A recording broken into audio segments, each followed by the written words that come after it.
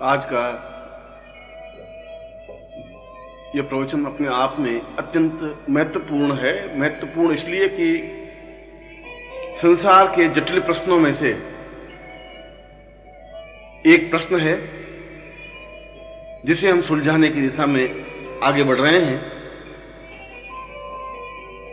और यह प्रश्न हजारों वर्षों से भारतीय ऋषियों, महर्षियों, योगियों, तपस्वियों, साधुओं, सन्यासियों और वैज्ञानिकों का मस्तिष्क मंथन करता रहा है कि मृत्यु क्या है और अमृत्यु क्या है। क्या मृत्यु से परे भी कोई चीज है?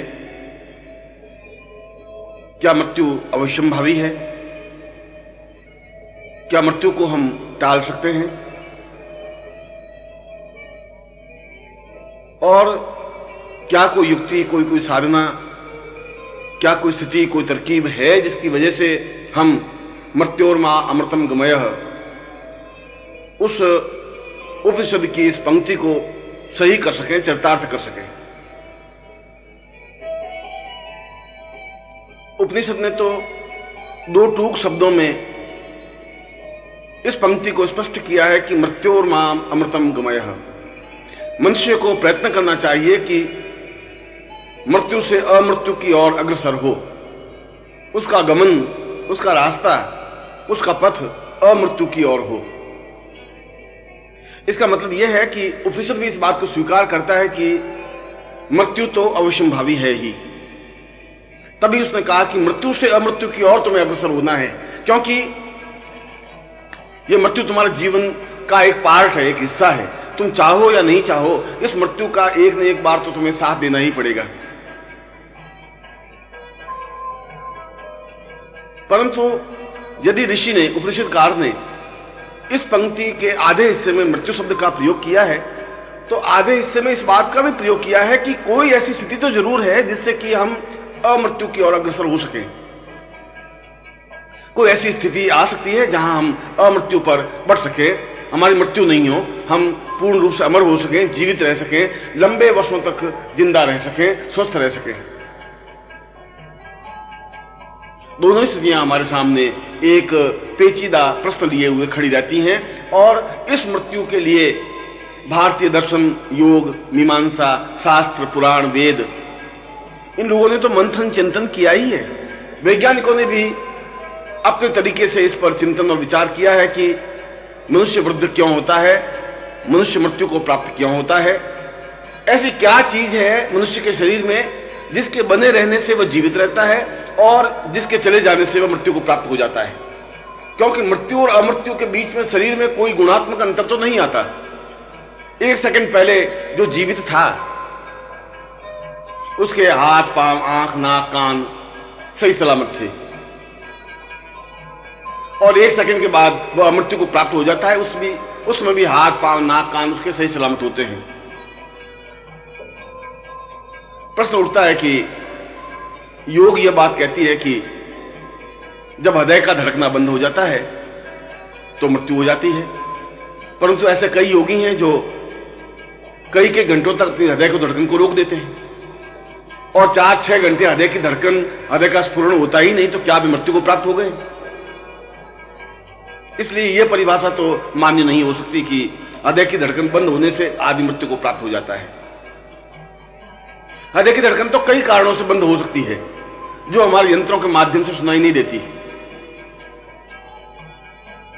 प्रश्न यह नहीं है, प्रश्न यह है कि मृत्यु यदि हो जाती है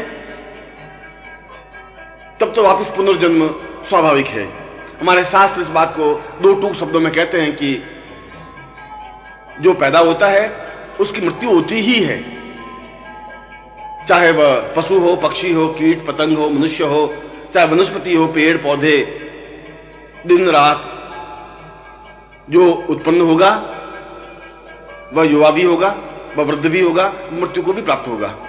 क्योंकि मृत्यु की भित्ति पर ही, मृत्यु की नींव पर भी वापस नए का जन्म होता है। यदि मृत्यु हो ही नहीं तो ये देश, ये समाज, ये राष्ट्र अपने आप में कितना दुखी, परेशान और संतप्त हो जाएगा, इसकी कल्पना की जा सकती है। कल्पना की जा सकती है कि हजारों हजारों, करोड़ों करोड़ों वृद्ध चारों तरफ घूमते हुए नजर आएंगे, बीमार नजर आएंगे, सिसकते हुए दुखी, परेशान और पीड़ित नजर आएंगे, कफ और थूक और खांसी से दुखी और संतप्त नजर आएंगे, और नई पीढ़ी के लिए पृथ्वी पर खड़ा होने की और खड़े होने की कोई जगह नहीं रहेगी। कहां खड़े होंगे? क्या करेंगे? किस प्रकार से स्थिति बनेगी? यदि सारे व्यक्ति जीवित ही रहेंगे तब तो यह पूरा राष्ट्र और पूरा देश और पूरा विश्व अपने आप में एक अशक्त, वृद्ध, कमजोर और दुर्बल सा दिखाई देने लग जाएगा। उसमें कोई नवीनता नहीं होगी, कुछ हलचल नहीं होगी, कोई तूफान नहीं होगा, कोई जोश नहीं होगा, नवजवानी नहीं होगी, यौवन नहीं होगा, स्फुरण नहीं होगा। यह सब कुछ होगा ही नहीं, क्योंकि उन जवानों को पैदा होने के लिए, उन बालकों को पैदा होकर खड़े होने के लिए जगह की कमी रह जाएगी। कहां से इतनी वनस्पति आएगी? कहां से इतना खाद्य पदार्थ आएगा? कहां से उनको जीवित रखने की क्रिया संपन्न हो पाएगी? कहां से इतनी धूप, पानी, भोजन की व्यवस्था हो पाएगी? इसलिए मृत्यु की दीवार पर एक अमरता का पौधा रोपा जा सकता है। मृत्यु की भित्ति पर जन्म का एक स्मरण होता है। यह प्रश्न एक अलग है कि क्या मृत्यु के बाद भी हमारा अस्तित्व रहता है या नहीं रहता है, या मृत्यु के परे क्या चीज है? यह एक विषय, अलग विषय है। क्योंकि यदि मृत्यु हमारे हाथ में नहीं है तो फिर जन्म भी हमारे हाथ में नहीं है। दोनों स्थितियों में हम लाचार हैं, बेबस हैं। हम किस समय मृत्यु को प्राप्त हो जाएंगे यह हमारे हाथ में नहीं है। हमारे पास कोई ऐसी साधना, कोई सिद्धि, कोई विज्ञान नहीं है जिसके माध्यम से हम दो टूक शब्दों में कह सकेंगे हम इतने दिन तक जीवित रहेंगे ही, मृत्यु हमें स्पर्श नहीं कर सकेगी। हाँ, यह अलग बात है कि कुछ विशिष्ट साधनाएं, अद्वितीय साधनाएं ऐसी हैं जिनके माध्यम से इच्छा मृत्यु को प्राप्त की जा सकती है, जितने समय तक जाए जीवित रहा जा सकता है। परंतु वह तो एक रेयर है, वह तो एक विशिष्टता है। इसलिए मैंने कहा कि मृत्यु पर हमारा बस नहीं है, मृत्यु पर हमारा नियंत्रण नहीं है, और इन मृत्यु पर वशिष्ठ, विश्वामित्र, अत्रि, कणाद, राम और कृष्ण का भी कोई अधिकार नहीं रहा। उनको भी मृत्यु को स्पर्श करना ही पड़ा।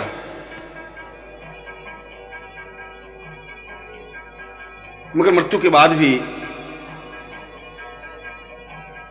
उस प्राणी का अस्तित्व इस भूमंडल में, इस पितृलोक में बना रहता है, और एक विरल रूप में, एक सांकेतिक रूप में, एक सूक्ष्म रूप में, और निरंतर इस बात के लिए प्रयत्न रहता है वह प्राणी जिसकी मृत्यु हो चुकी है और जिसका केवल प्राण ही इस वायुमंडल में व्याप्त है, जिसका प्राण सूक्ष्म शरीर धारण किए हुए यत्र तत्र विचरण करता रहता है, वह इस बात के लिए निरंतर प्रयत्नशील रहता है कि वापिस वह जन्म ले। जन्म लेने के लिए बहुत धक्का मुक्की है, बहुत जोश खरोश है, क्योंकि करोड़ों करोड़ों प्राणी इस वायुमंडल में विचरण करते रहते हैं और जन्म लेने की स्थिति तो बहुत कम है। कुछ ही गर्भ स्पष्ट होते हैं जहां जन्म लिया जा सकता है। उन करोड़ों व्यक्तियों, उन करोड़ों प्राणियों में आपस में रेलम पेल होती है, आपस में धक्का मुक्की होती है, एक दूसरे को ठेलते हैं, क्योंकि प्रत्येक प्राणी और प्रत्येक जीवात्मा इस बात के लिए प्रयत्न रहती है कि ये जो गर्भ खुला है इसमें मैं जन्म ले लूं, इसमें मैं प्रवेश कर लूं। और इस धक्का मुक्की में, इस जोर जबरदस्ती में दुष्ट आत्माएं ज्यादा सुविधाएं प्राप्त कर लेती हैं, वे ज्यादा पहले जन्म ले लेती हैं। जो चैतन्य हैं, जो सरल हैं, जो निष्प्रह हैं, जो कपट रहित हैं, जो धक्का मुक्की से परे हैं, वे तो पीछे खड़े रहते हैं। वे इस प्रकार से गुंडागिर्दी नहीं कर सकते, इस प्रकार से धक्का मुक्की नहीं कर सकते, इस प्रकार से जबरदस्ती से गर्भ में प्रवेश नहीं कर सकते। वे तो इंतजार करते रहते हैं। इसलिए इस पृथ्वी पर दुष्ट व्यक्तियों का जन्म ज्यादा होने लगा है, क्योंकि उन सरल और निष्प्रह ऋषितुल्य योगियों, विचारकों, विद्वानों और कपट रहित प्राणियों का जन्म होना कठिन सा होने लगा है। तो मैंने कहा कि यह तो हमारे बस में नहीं है, मृत्यु हमारे बस में नहीं है, तो जन्म भी हमारे बस में नहीं है। परंतु जो उच्च कोटि की साधनाएं संपन्न करते हैं, जो मृत्योर्माम अमृतम गमय साधना को संपन्न कर लेते हैं, उनके हाथ में होता है कि वह किस क्षण मृत्यु को प्राप्त हो, कहां मृत्यु को प्राप्त हो, किस स्थिति में मृत्यु को प्राप्त हो और किस तरीके से मृत्यु को वर्ण करे। क्योंकि मृत्यु तो जीवन का श्रृंगार है, मृत्यु भय नहीं है, मृत्यु किसी प्रकार से कष्टदायक नहीं है। मृत्यु तो एक चिर निद्रा है। जिस प्रकार से हम रोज रात को सोते हैं और जिसमें नींद में और नींद के आगोश में होते हैं, उसमें हमें कोई होश नहीं रहता, हमें कोई ज्ञान नहीं रहता, कोई चेतना नहीं रहती कि हम कहां हैं, किस प्रकार से हैं। हमारे कपड़ों का हमें ध्यान नहीं रहता, हम नंगे हैं या सही हैं, इसका भी हमें ज्ञान नहीं रहता। और यदि हम नींद में होते हैं, कोई एक दुष्ट व्यक्ति चाकू लेकर के हमारे सिरहाने खड़ा हो जाता है और खंजर भौंक देता है, तब भी हमें होश नहीं रहता, ज्ञान नहीं रहता कि कोई हमें मारने के लिए उद्यत हुआ है। इसका मतलब हुआ कि हम नित्य मृत्यु को प्राप्त होते हैं। निद्रा अपने आप में मृत्यु है और नित्य वापिस सुबह जन्म लेते हैं, नित्य रात्रि को मृत्यु को प्राप्त करते हैं। मृत्यु का मतलब है अपने आप में एक भूल जाने की क्रिया, अपने अस्तित्व की भूल जाने की क्रिया, अपने प्राणों को भूल जाने की क्रिया, अपनी चैतन्यता को भूल जाने की क्रिया। मगर यह भूल जाने की क्रिया कुछ घंटों की होती है, इसलिए इसको नींद कहते हैं, और वह भूल जाने की क्रिया काफी लंबे अरसे तक की होती है, इसलिए उसको मृत्यु कहते हैं। इसलिए निद्रा में और मृत्यु में कोई विशेष अंतर नहीं है। और इसीलिए मार्कंडेय पुराण में स्पष्ट कहा है कि या देवी सर्वभूतेषु निद्रा रूपेण स्थिता नमस्तस्यै नमस्तस्यै नमस्तस्यै नमो नमः। क्योंकि निद्रा भी अपने आप में मृत्यु का एक पूर्वाभ्यास है। मैंने जैसा बताया कि कुछ विशिष्ट साधनाएं हैं जिसके माध्यम से हम इस मृत्यु पर नियंत्रण प्राप्त कर सकते हैं। विजय प्राप्त करना एक अलग चीज है। नियंत्रण प्राप्त करने का मतलब है कि हम जहां चाहें, जिस उम्र में चाहें मृत्यु को वर्ण करें।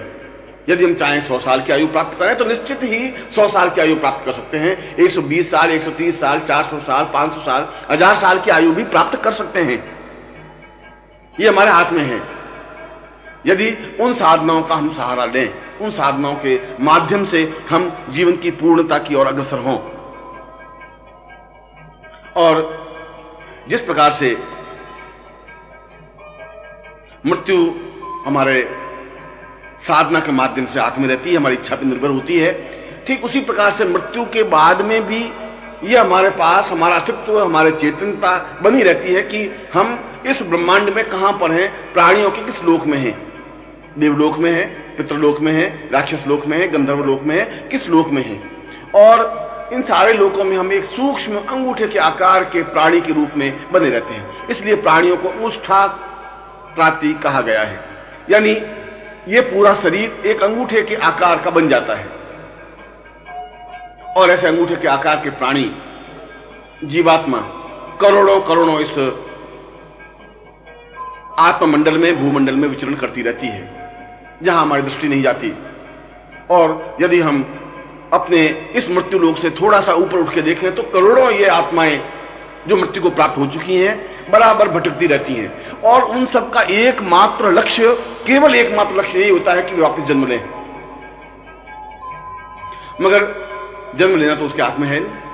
जैसा कि मैंने बताया कि वहां पर भी उतना ही जोर जबरदस्ती है, कोई ऐसा संकेत नहीं है, कोई ऐसी एक नियंत्रण रेखा नहीं है, कोई ऐसा सिस्टम नहीं है कि एक के बाद एक जन्म लेता रहे। ऐसा कोई संभव नहीं है। जिसको जो स्थिति बनती है वह वैसा ही जन्म ले लेता है। ठीक उसी प्रकार से कि जहां बलवान होते हैं वो किसी भी जमीन पर कब्जा कर लेते हैं और जो जमीन का मालिक होता है वो बेचारा टुकुर टुकुर ताकता रहता है। ठीक उसी प्रकार से जो बलवान और ताकत और दुष्ट आत्माएं होती हैं वे ठेलम ठेल करके, जबरदस्ती करके, धक्का मुक्की करके जो गर्भ खुलता है उसमें प्रवेश कर लेते हैं, जन्म ले लेते हैं। और जो देवात्माएं होती हैं, जो सीधे साधे सरल निष्प्रह ऋषि तुल्य व्यक्तित्व होते हैं, वो पीछे खड़े रहते हैं 2 साल, 5 साल, 10 साल, 20 साल, 50 साल। उनका जन्म होना थोड़ा कठिन होने लगा है। इसलिए इस पृथ्वी पर दुष्ट आत्माएं ज्यादा जन्म लेने लगी हैं। इसलिए इस पृथ्वी पर अधर्म ज्यादा फैला है। इसलिए इस पृथ्वी पर व्यभिचार ज्यादा फैला है। इस पृथ्वी पर झूठ और कपट और दुर्दर्शता ज्यादा फैली है। इसलिए फैली है कि उन आत्माओं का जन्म ज्यादा होने लगा है। क्या इस स्थिति से अपने आप को हम टाल सकते हैं? यह तो अपने आप में एक बहुत पेचीदा, बहुत दुखदायक स्थिति है कि हमने अपने जीवन को एक सरल और निष्प्रह रूप से व्यतीत किया, हमने एक धार्मिक और आध्यात्मिक रूप से जीवन को व्यतीत किया, और इस पूरे जीवन को व्यतीत करने के बाद भी हमें कई वर्षों तक इस आत्मा में भटकना पड़ता है। हम वापस जन्म नहीं ले पाते, जबकि हम चाहते हैं कि हमारा जन्म हो। और जन्म लेने के बाद फिर हम ईश्वर चिंतन करें, जन्म लेने के बाद फिर हम साधनाएं करें, फिर हम आध्यात्मिक जीवन में प्रवेश करें, फिर हम गुरु चरणों में बैठें, हम फिर इस मृत्यु लोक के उन प्राणियों की सेवा करें, उनको सहयोग करें, उनकी सहायता करें। मगर ये तो तब हो सकता है जब आप जन्म लें, और यदि हम जन्म ही नहीं ले सकते तो फिर अध्यात्म चिंतन ये सब हमारे लिए तो एक दुराग्रह बन गया है। इसलिए कुछ विशिष्ट आत्माएं यदि इस जीवन में ही साधनाएं संपन्न कर लेती हैं तो उनको अपनी चेतना का पूरा ज्ञान रहता है। उनको ज्ञान रहता है कि मैं कहां था, किस रूप में था, मैंने जीवन की कौन सी साधनाएं संपन्न की थी, कहां जन्म लिया था, किस प्रकार से जन्म लिया था, और उसको उस साधना की वजह से यह भी चैतन्यता रहती है कि मुझे जल्दी से जन्म लेना है। उसको इस बात का भी भान रहता है कि मैं उच्च कोटि के गर्भ को ही चुनूं। अभी तक उन प्राणियों में, या मैं यूं कहूं कि मृत्युलोक के जो नर और नारी हैं, जो पति पत्नी हैं, उनके पास ऐसी कोई शक्ति, ऐसी कोई सामर्थ्य नहीं है कि वह उत्तम कुल के प्राणी को ही जन्म दे या कोई विशिष्ट योनि को ही अपने गर्भ में प्रवेश होने दे। उनके पास कोई साधन नहीं है। उस समय, जिस समय गर्भ खुला होता है, उस समय जो भी दुष्ट आत्मा या अच्छी आत्मा जो भी गर्भ में प्रवेश कर जाती है, उस गर्भ को धारण करना उसकी मजबूरी हो जाती है। यह हमारे जीवन की विडंबना है, यह हमारे जीवन की न्यूनता है, यह हमारे जीवन की कमी है। इसलिए बहुत पेचीदा स्थिति है कि मृत्यु पर हमारा नियंत्रण नहीं है। हम जिस प्रकार के प्राणी को अपने गर्भ में धारण करना चाहते हैं उस पर भी हमारा नियंत्रण नहीं है। जो भी दुष्ट या भली या जैसी आत्मा उसमें प्रवेश कर लेती है, उसी को अपने गर्भ में प्रवेश देना पड़ता है, उसी को पैदा करना पड़ता है, उसी को बड़ा करना पड़ता है, और बड़ा होने के बाद वह उसी प्रकार से माँ बाप को गालियां देता है, समाज विरोधी कार्य करता है और अपना नाम और माँ बाप का नाम कलंकित कर लेता है। यह तो एक इतना कष्ट सहन करने के बाद, इतना दुख देखने के बाद, गर्भ में 9 महीने धारण करने के बाद, उसको जन्म और जन्म देने के बाद, उसकी इतनी परवरिश करने के बाद, उसके बावजूद भी हमें यही दुख भोगना है, तो यह हमारे जीवन की विडंबना है, यह हमारे जीवन की कमी है। और इस पर मनुष्य चिंतन नहीं करता, विचार नहीं करता। विज्ञान इस प्रश्न को नहीं सुलझा रहा है, विज्ञान इस प्रश्न को सुलझा भी नहीं सकता। इस प्रश्न को सुलझाने के लिए ज्ञान का सहारा लेना पड़ेगा, साधना का सहारा लेना पड़ेगा, आराधना का सहारा लेना पड़ेगा। यहां ये 3 प्रश्न हमारे सामने खड़े होते हैं। एक प्रश्न तो यह कि क्या हम जितने समय तक चाहे जीवित रह सकते हैं, और जीवित रहने का मतलब है स्वस्थ जीवित रह सकते हैं। जीवित रहने का तात्पर्य रोग रहित जीवित रह सकते हैं। यदि हम जीवित हैं और मरे हुए से हैं, बीमार हैं, अपंग हैं, लाचार हैं, खाट पर पड़े हुए हैं, दूसरों के आश्रित हैं, तो वह जीवन नहीं है, वह तो जीवित होते हुए मृत्यु के समान है। जीवित होने का तात्पर्य स्वस्थ हो, तंदुरुस्त हो, कायाकल्प से युक्त हो, बलवान हो, पौरुषवान हो, क्षमतावान हो। और इसका उत्तर मेरे पास यह है कि हम निश्चय ही जीवित रह सकते हैं, जितने समय तक चाहें जीवित रह सकते हैं।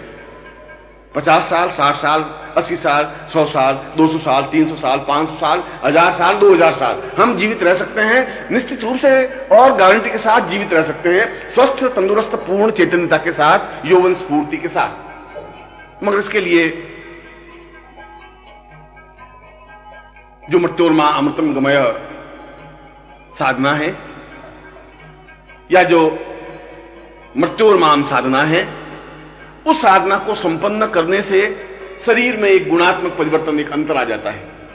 एक जिस प्रकार से बैटरी, जो चार्ज की हुई बैटरी है, उसको अगर यूज करते हैं तो कुछ समय बाद वो बैटरी के अंदर जो पावर है वो समाप्त हो जाती है, और जब समाप्त हो जाती है तो उसको वापस चार्ज करनी पड़ती है। चार्ज करने के बाद वो बैटरी वापस इसी प्रकार से उपयोगी बन जाती है।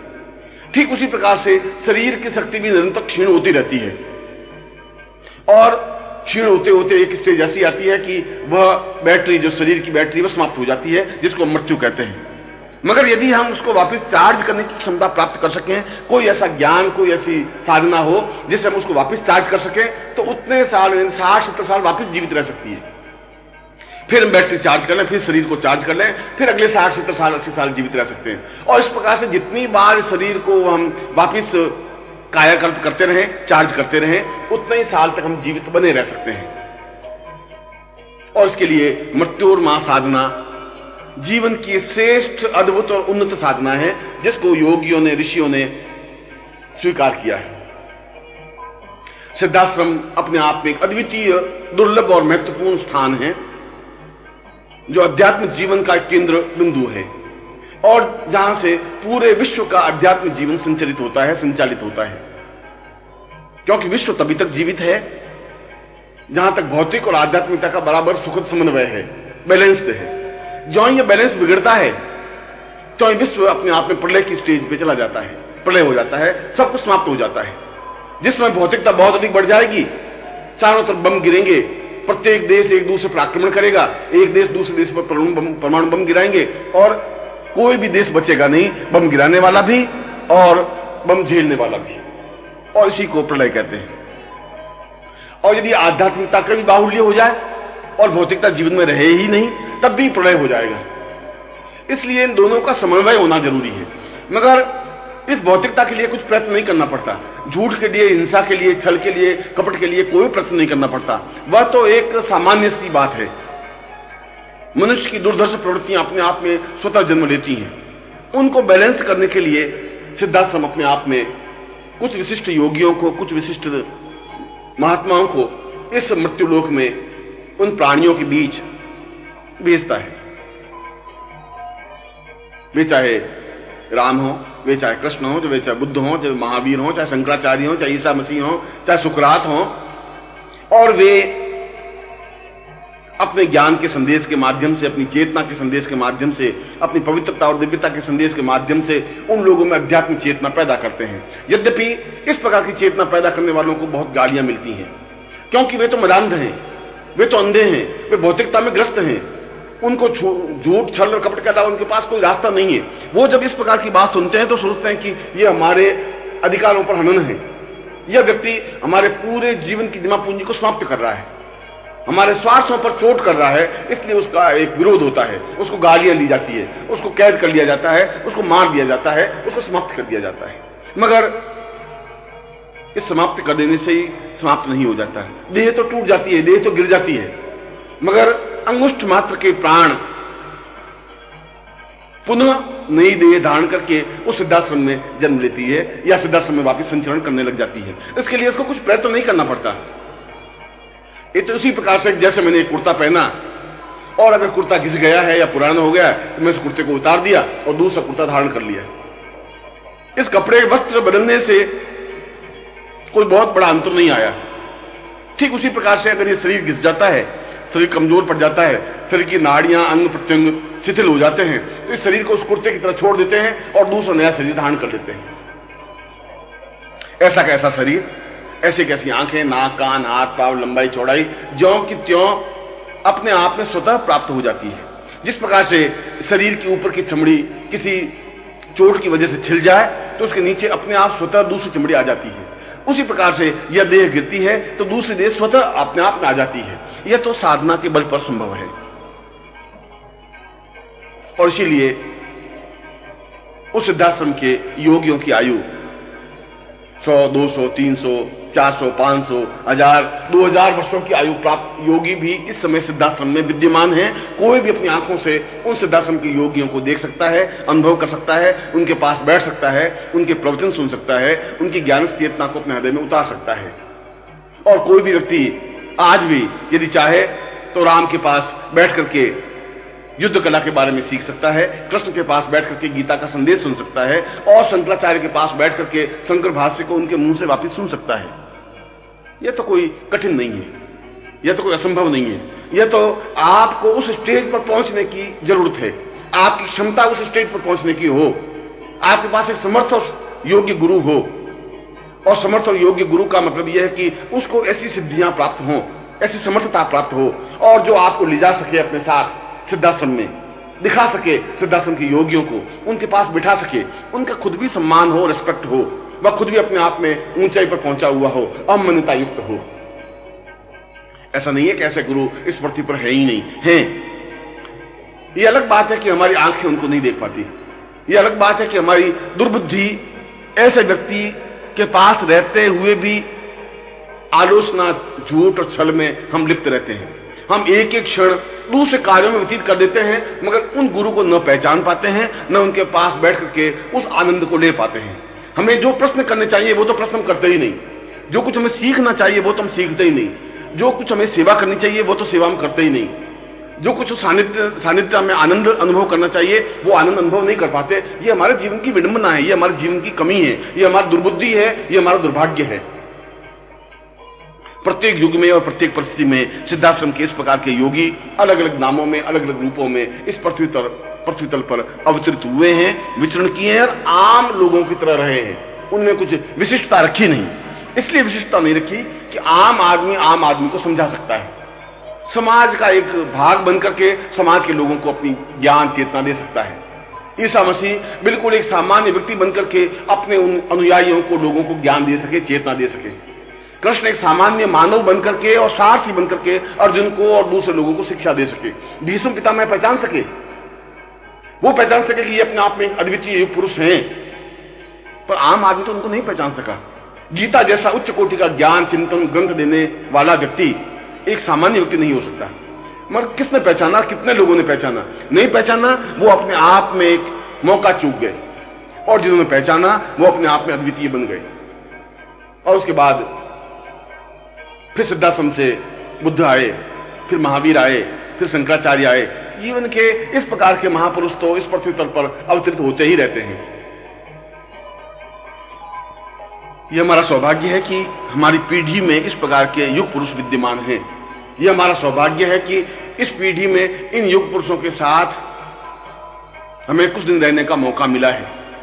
यह हमारा और हमारी पीढ़ी का सौभाग्य है कि हम उनसे परिचित हैं, और यह भी सौभाग्य है कि हम उनके पास रह सकते हैं। मगर यह हमारा दुर्भाग्य है कि हम चाहते हुए भी उनके पास नहीं बैठ पाते, क्योंकि चारों तरफ की व्यवस्थाएं, मजबूरियां, परेशानियां, बाधाएं, अड़चनों से हम इतने अधिक घिर जाते हैं कि उनको प्राथमिकता दे देते हैं। उन सारे बंधनों को, उन बाधाओं को, उन परेशानियों को तोड़ करके उस जगह पहुंचने की क्षमता नहीं रख पाते। ये हमारे जीवन की कमी है, ये हमारे जीवन की विडंबना है, ये हमारे जीवन की दुर्दशा है। और जब तक ये न्यूनता रहेगी तब तक फिर एक जीवन चूक जाओगे, फिर तुम पछताने के अलावा तुम्हारे पास कुछ नहीं रहेगा। फिर तुम एहसास करोगे कि वास्तव में एक सुनहरा मौका था, एक अद्वितीय अवसर था और हम चूक गए। इसलिए जो मैं स्पष्ट कर रहा था वो बात यह कि उस मृत्योर्मा साधना के माध्यम से आज भी हजारों हजारों योगी सन्यासी कई वर्षों की आयु प्राप्त बैठे हैं, और हम अपनी आंखों से उनको देख सकते हैं। उन 500 साल की आयु प्राप्त योगियों को भी, उन 1000 साल की आयु प्राप्त योगियों को भी, और 500 साल की आयु प्राप्त करने के बावजूद भी उनके शरीर में कोई अंतर नहीं आया। ऐसा लगता है कि 50 और 55 साल के व्यक्ति हैं। ऐसा लगता है कि अभी तो इनका यौवन बरकरार है, इनमें ताकत है, इनमें क्षमता है, इनमें पौरुषता है, इनमें पूर्णता है, और यह सब कुछ मृत्योर्मा साधना के माध्यम से ही संभव है। जैसा कि अभी मैंने आपके सामने स्पष्ट किया कि मृत्योर्मा साधना के माध्यम से हम मनोवांछित आयु प्राप्त कर सकते हैं। इसके साथ ही साथ एक तथ्य की ओर हमारा ध्यान और जाना चाहिए कि हम में यह क्षमता हो कि हम श्रेष्ठ गर्भ को धारण कर सकें। एक मां 3 या 4 या 5 या 6 पुत्रों को, ये बालकों को जन्म दे सकती है, और यदि उनमें से भी दुष्ट और दुर्बुद्धि आत्मा वाले जन्म लेते हैं तो एक मां बाप को बहुत दुख और वेदना होती है कि उन्होंने जितना कष्ट, जितना दुख उठाया, उसके बावजूद भी जो कुछ मिलना चाहिए था वो नहीं मिल पाया। इसकी अपेक्षा आप कल्पना करें कि एक ही बालक उत्पन्न हो, मगर वो अद्वितीय हो, ज्ञान विज्ञान के क्षेत्र में सिद्धस्त हो, पूर्ण हो, महान हो, चाहे अणु विज्ञान के क्षेत्र में हो, चाहे भौतिक विज्ञान के क्षेत्र में हो, चाहे गणित के क्षेत्र में हो, चाहे रसायन विज्ञान के क्षेत्र में हो, चाहे ज्ञान के क्षेत्र में हो, चाहे धर्म के क्षेत्र में हो, जिस क्षेत्र में भी हो, विश्वविख्यात हो, अद्वितीय हो, श्रेष्ठतम हो, ऐसा बालक जन्म दें, यह तो प्रत्येक मां बाप कल्पना करता है। प्रत्येक मां बाप चाहता है कि एक ही उत्पन्न हो मगर सूर्य के समान उत्पन्न हो, एक ही उत्पन्न हो मगर चंद्रमा के समान तेजस्वी हो। 1000 ताराओं को जन्म देने से भी उतना अंधियारा नहीं छन सकेगा जितना एक चंद्रमा को जन्म देने से उस अंधियारे को हम दूर कर सकेंगे। मगर जैसा मैंने बताया कि यह तो आपके बस की बात नहीं है। आप तो गर्भ को खोल सकते हैं, गर्भ में कौन सी दुष्ट आत्मा प्रवेश कर जाएगी या अच्छी आत्मा प्रवेश कर जाएगी, आपके अधिकार क्षेत्र के बाहर है। बाहर है या आपकी विडंबना है। और जैसा कि मैंने अभी बताया कि उन आत्माओं में भी होड़ मची रहती है, एक दूसरे को धकियाते हुए, एक दूसरे को ठेलते हुए, आगे बढ़ते हुए। जो ताकतवान है, जो क्षमतावान है, जो दुष्ट हैं, वे आगे बढ़कर के और दूसरों को पीछे धकेल करके उस समय खुले हुए गर्भ में जन्म ले लेते हैं, प्रवेश कर जाते हैं। और जो योगी हैं, जो सन्यासी हैं, जो श्रेष्ठ हैं, जो विद्वान हैं, जो सरल, जो निष्प्रह हैं, वे पीछे खड़े रहते हैं और टुकुर टुकुर ताकते रहते हैं कि कभी हमारा अवसर आए और हम भी किसी गर्भ को चुने। इसलिए मां बाप के पास में ऐसी कोई स्थिति नहीं है जिसकी वजह से श्रेष्ठ बालक या श्रेष्ठ आत्मा को अपने गर्भ में प्रवेश दे सके। मगर इसके लिए भी एक साधना है, एक अद्वितीय साधना है, जिसको गमय साधना कहा गया है, जिसको पूर्णत्व साधना कहा गया है। और इस गमय साधना के माध्यम से यदि मां गर्भ धारण करने से पूर्व इस गमय साधना को इस गमय साधना को पूर्णता के साथ संपन्न कर लेती है, तो उसके गर्भ में एक विशिष्टता प्राप्त हो जाती है। और वह विशिष्टता प्राप्त यह होती है कि दुष्ट आत्मा उसके गर्भ में प्रवेश कर ही नहीं पाती। वह उच्च कोटि के आत्मा को ही अपने गर्भ में निमंत्रण देती है, और वह चाहे कितना ही ढेलम ढेल हो, कितना ही एक दूसरे को धकियाते हो, मगर ज्यों ही एक शुद्ध और पवित्र आत्मा पास में से गुजरती है, गर्भ खुल जाता है और उच्च कोटि की आत्मा उसके गर्भ में प्रवेश कर जाती है। इस प्रकार से उस मां बाप के हाथ में यह होता है कि श्रेष्ठ एक आत्मा को अपने गर्भ में प्रवेश दे।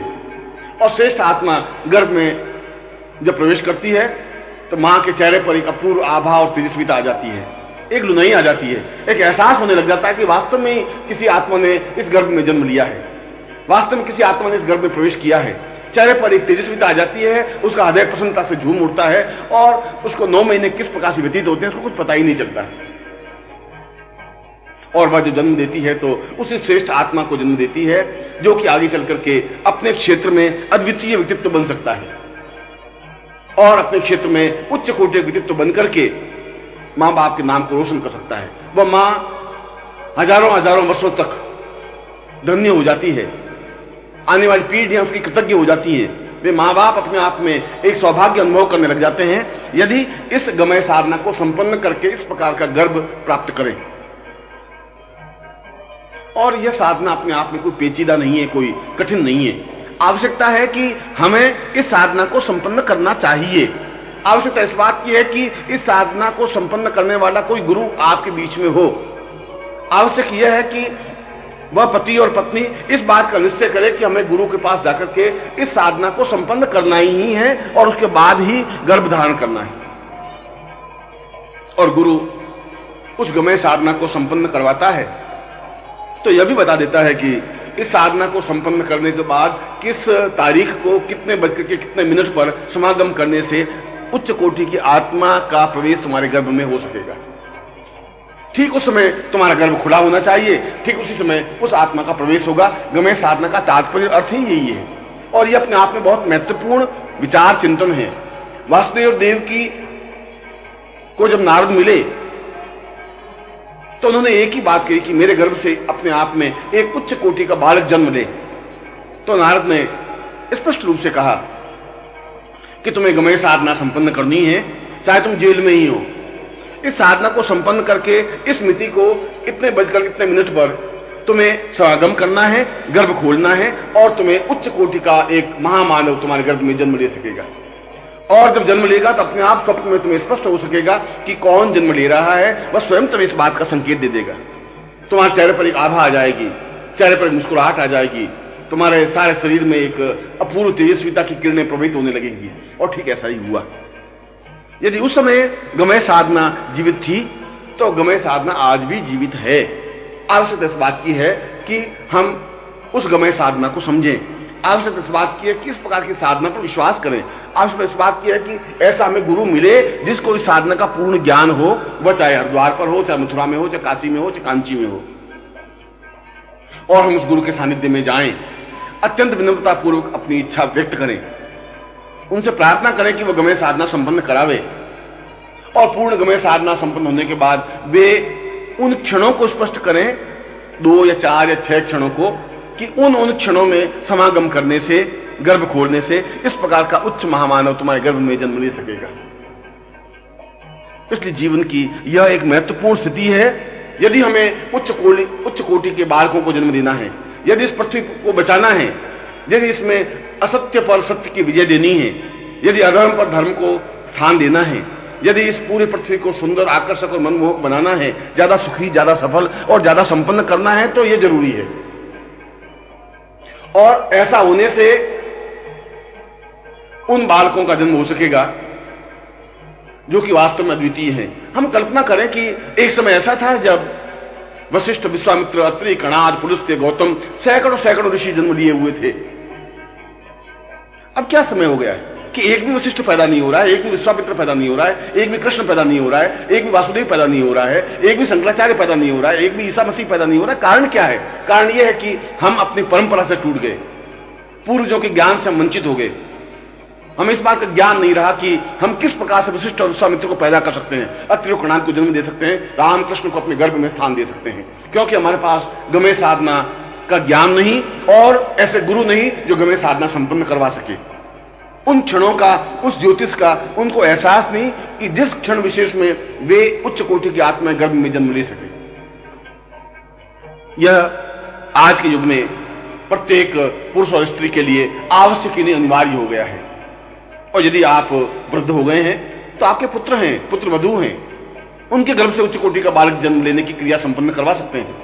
आपका पौत्र है, पौत्र वधू है, उनको इस प्रकार की शिक्षा, चेतना और ज्ञान दे सकते हैं कि वे इस प्रकार के योग्यतम बालक को जन्म ले। ऐसा संभव हो सकता है। और मैंने तीसरा प्रश्न आपके सामने रखा था कि हमने जन्म लिया, हम बड़े हुए, हमने अपने जीवन में जो कुछ भी कार्य करना था कार्य किया, और हम मृत्यु को प्राप्त हो गए। सैकड़ों हजारों लोग नित्य मृत्यु को प्राप्त होते हैं और व्यक्ति उठ करके चिता पर लेटता है और समाप्त हो जाता है। मगर मृत्यु से परे, मृत्यु के बाद उसका अस्तित्व, उनके प्राणों का अस्तित्व तो विद्यमान रहता ही है। जैसा कि मैंने बताया कि अंगुष्ठ के आकार की जीवात्मा इस पितृलोक में बराबर विचरण करती रहती है, और उन लाखों करोड़ों आत्माओं में तुम्हारी भी एक आत्मा होती है। उन लाखों करोड़ों की भीड़ में तुम भी एक गुमनाम सा एक आत्मा लिए हुए खड़े रहते हो, कोशिश करते हो कि कोई गर्भ मिले और जन्म ले। मगर आप सरल हैं, आप सीधे हैं, आप बड़े हैं, आपने जीवन को एक शुद्धता के साथ व्यतीत किया है। आप में छल नहीं है, कपट नहीं है, झूठ नहीं है, धक्का मुक्की नहीं है, दुष्टात्मा नहीं है। इसलिए आप वहां पर भी इस प्रकार की स्थिति पैदा नहीं कर सकते, धक्के नहीं मार सकते, जबरदस्ती किसी गर्भ में प्रवेश नहीं कर सकते। प्रश्न उठता है कि क्या कोई ऐसी विधि, कोई ऐसी तरकीब, कोई स्थिति है जिसकी वजह से हम श्रेष्ठ गर्भ में जन्म ले सकें? यहां मैंने श्रेष्ठ गर्भ का एक प्रयोग किया। श्रेष्ठ गर्भ तो बहुत कम होते हैं, दुष्ट गर्भ तो बहुत हैं, हजारों हैं। जो झूठ बोलने वाले पिता हैं, कपट करने वाले पिता हैं, दुष्ट आत्माएं माताएं हैं, व्यभिचारिणी माताएं हैं, जिनका जीवन अपने आप में दुष्टता के साथ व्यतीत होता है, ऐसे गर्भ तो हजारों करोड़ों हैं। मगर जो सदाचारी हैं, शुद्ध हैं, पवित्र हैं, दिव्य हैं, देवताओं का पूजन करने वाले हैं, जो आध्यात्मिक चिंतन में रत रहने वाले हैं, ऐसे स्त्री पुरुष तो बहुत कम हैं पृथ्वी पर, गिने चुने हैं। बहुत कम है जो पति और पत्नी दोनों ही साधना में और आराधना में व्यतीत करते हों। ऐसे पति पत्नी बहुत कम है जो नित्य भगवत चर्चा में अपने जीवन को व्यतीत करते हों, जो झूठ और सत्य से, झूठ और कपट से परे रहते हों, जिनका जीवन अपने आप में सात्विक हो, जो अपने आप में देवात्मा हो, जो अपने आप में पवित्र हो, दिव्य हो। ऐसे स्त्री और पुरुष श्रेष्ठ युगल कहे जाते हैं। और यदि ऐसे पुरुष और स्त्री के गर्भ में हम जन्म लें तो अपने आप में हम मान्यता होती है, अद्वितीयता होती है।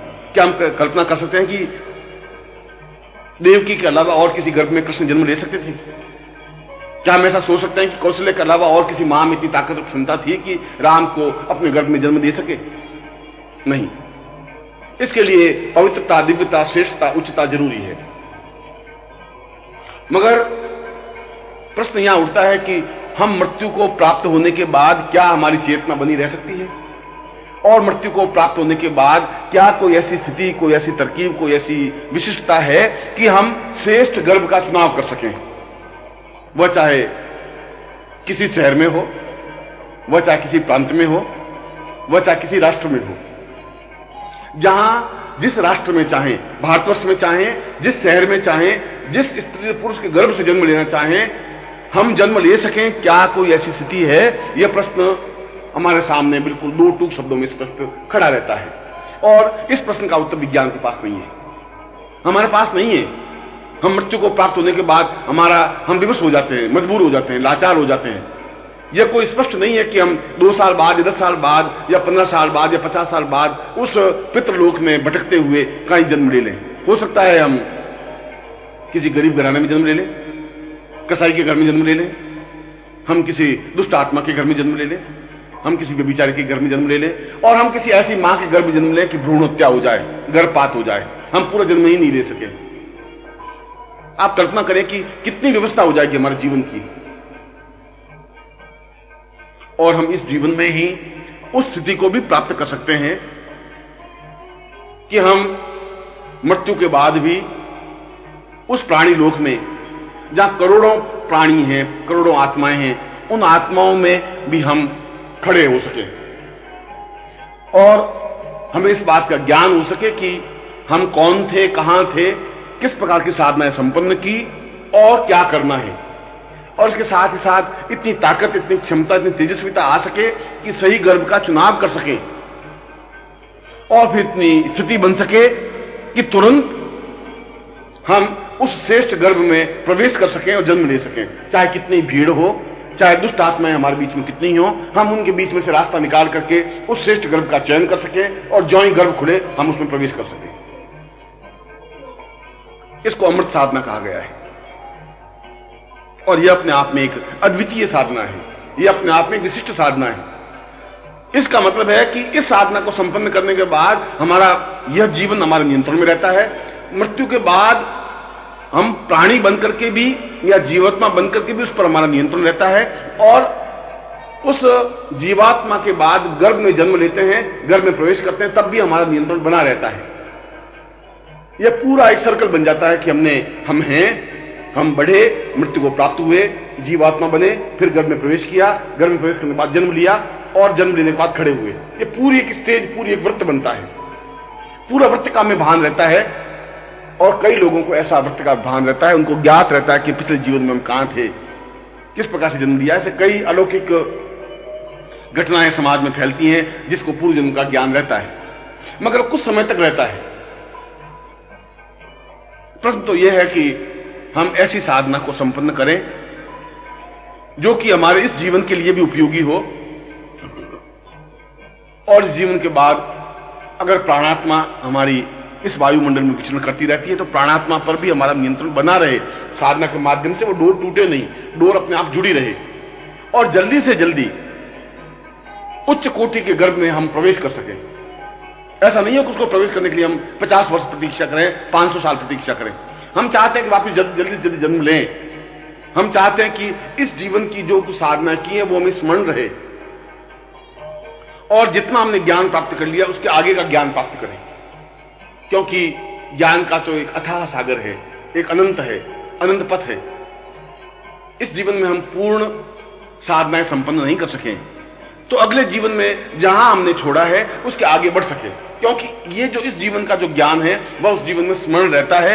यदि वो प्राणात्मा और जीवात्मा पर हमारा नियंत्रण होता है, गर्भ पर हमारा नियंत्रण होता है, गर्भ में जन्म लेना हमारा नियंत्रण होता है, और जन्म लेने के बाद गर्भ से बाहर आने की क्रिया का हमें नियंत्रण रहता है। इसलिए इस अमृत साधना का भी हमारे जीवन में अत्यधिक महत्व है,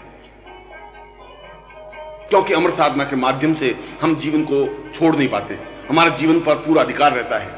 हम जिस प्रकार स्थिति चाहें उस प्रकार स्थिति को प्राप्त कर सकते हैं। प्रत्येक पुरुष और स्त्री को अपने जीवन काल में जब भी समय मिले, जब भी अवसर मिले, अपने गुरु के पास जाना चाहिए। मैं गुरु शब्द इसलिए प्रयोग कर रहा हूं कि जिसको इस साधना का ज्ञान हो वह गुरु हो सकता है। ऐसा गुरु आपका भाई हो सकता है, आपकी पत्नी हो सकती है, आपका पुत्र हो सकता है, यदि उनको इस प्रकार का ज्ञान है।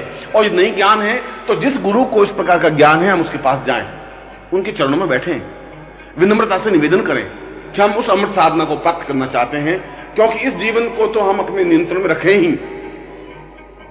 इसके बाद हम जब जन्म लें तो उस प्राणात्मा पर और जीवात्मा पर भी हमारा नियंत्रण बना रह सके और हम जल्दी से जल्दी गर्भ को चुने, श्रेष्ठतम गर्भ को चुने, अद्वितीय उच्च कोटि की मां को चुने, उस परिवार को चुने जहां हम जन्म लेना चाहते हैं और उस गर्भ में हम जन्म लेकर के एक उच्च कोटि के बालक बन सके। क्योंकि इस साधना से उच्च कोटि के मां बाप का चयन कर सकते हैं। और यदि हम चाहें कि अमुक मां बाप के गर्भ से ही जन्म लेना है तब भी ऐसा हो सकता है। यदि हम चाहें कि इस शहर के उस मां बाप के यहां जन्म लेना है और यदि वे गर्भ धारण करने की क्षमता रखते हैं तो वापस उसमें प्रवेश करके जन्म ले सकते हैं। ऐसे कई उदाहरण बने हैं कि जिस मां के गर्भ से जन्म लिया और किसी कारणवश मृत्यु को प्राप्त हो गए तो उसी मां के गर्भ से वापस भी जन्म लेने की स्थिति बन सकती है। खैर ये तो आगे की स्थिति है। इस समय स्थिति तो यह है कि हम इस अमृत साधना के माध्यम से अपने वर्तमान जीवन को अपने नियंत्रण में रखें,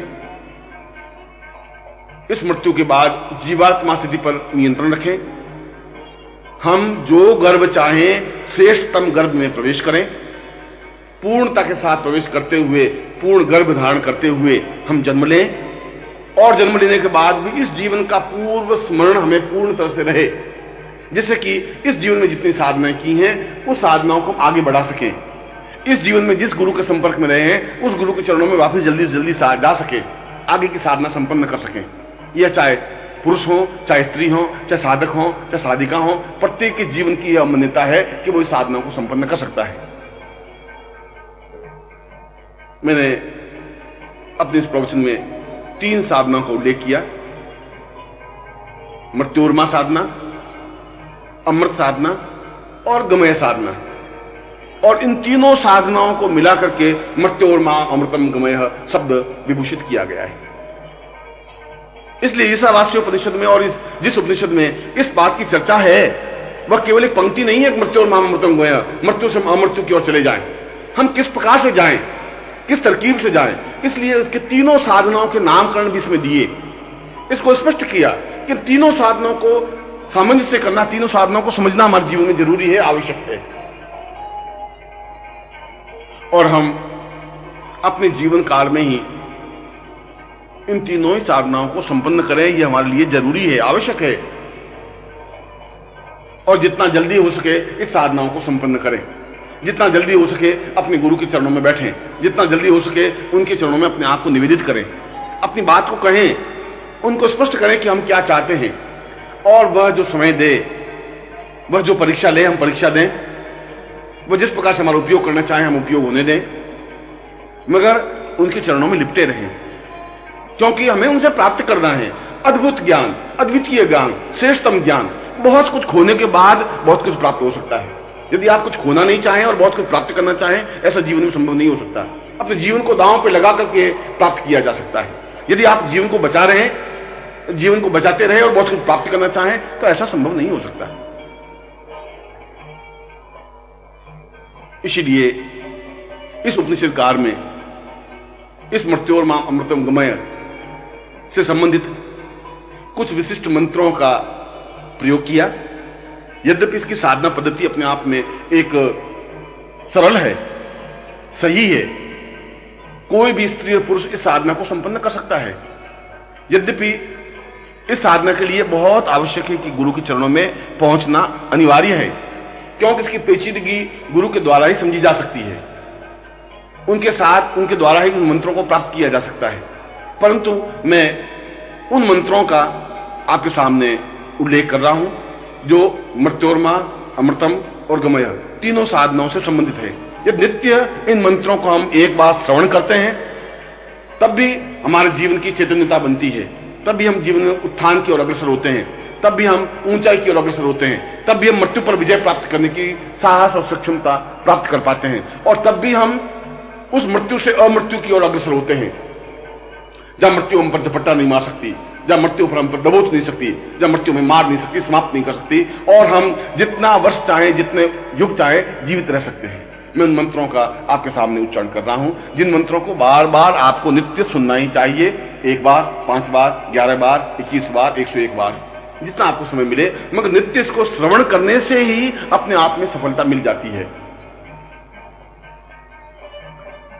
ओम परो वटं वै सदां सचैतन्यो प्रमथमयि पूर्वाः सदौ वै सदं मृत्योर्मां पूर्वाः शतं सहस्रियै सह दिवौ सचैतन्यतां प्रवै स पूर्वाः क्रियमाणा यदां सैर्गां युतवौ सदैवों सां पूर्वाः अमृतं सचैतन्यतां स प्राणोः प्राणतमं प्राणश्चैतन्यतां सह क्रियै स पूर्वाः क्रियौ पूर्वतं परं पूर्वदमदं स गमयतैर्वां प्राणोर्वै प्राणः जीवोत वै सह जीवदां वदां सह क्रियै स चैतन्यतां स पूर्वै सह प्रियै स पूर्वदां सदा सदै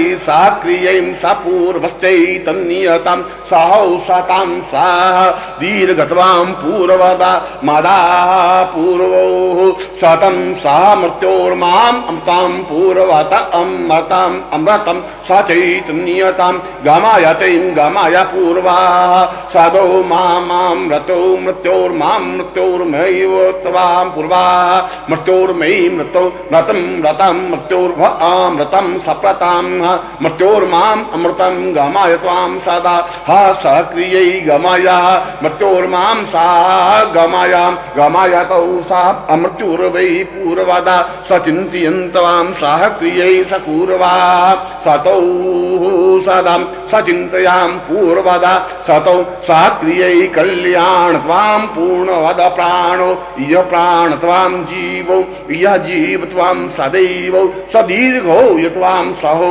सदां पूर्वदां मद। ओम पूर्णमदः पूर्णमिदं पूर्णात् पूर्णमुदच्यते पूर्णस्य पूर्णमादाय पूर्णमेवावशिष्यते। ओम पूर्ण पूर्ण पूर्ण हरि ओम।